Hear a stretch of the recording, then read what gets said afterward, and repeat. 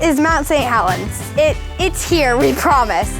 Because even if we can't see it, it's a very real volcano that has affected thousands of people, animals, and ecosystems.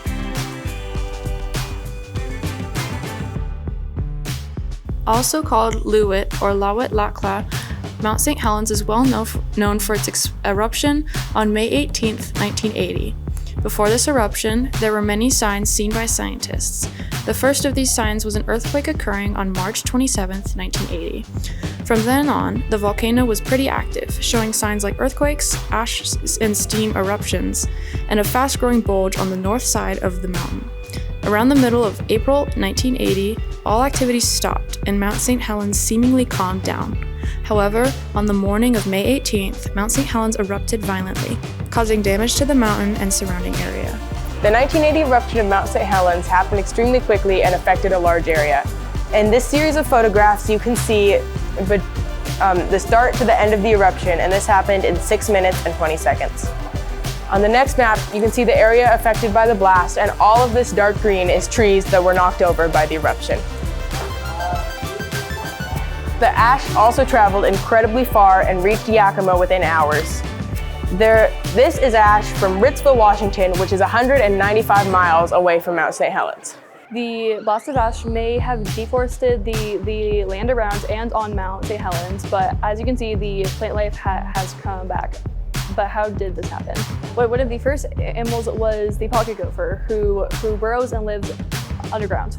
These gophers would eat tree roots and tree seeds that were buried underground.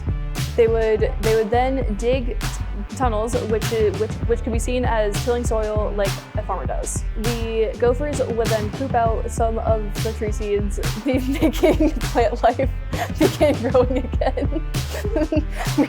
I think we might have to do that one. The gophers would then poop out some of the tree seeds, causing plant life to begin growing again.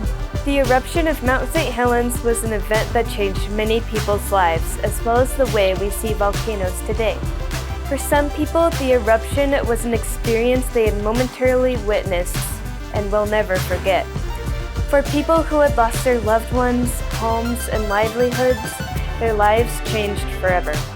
For scientists, they have been inspired to better their knowledge of volcanoes and to improve their volcano monitoring instruments.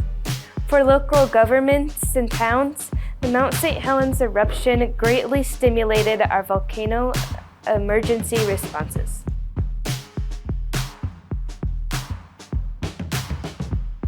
Scientists are constantly researching and monitoring volcanoes. Their access to working equipment is essential to their ability to inform others about upcoming volcanic activity in all areas, not just at Mount St. Helens.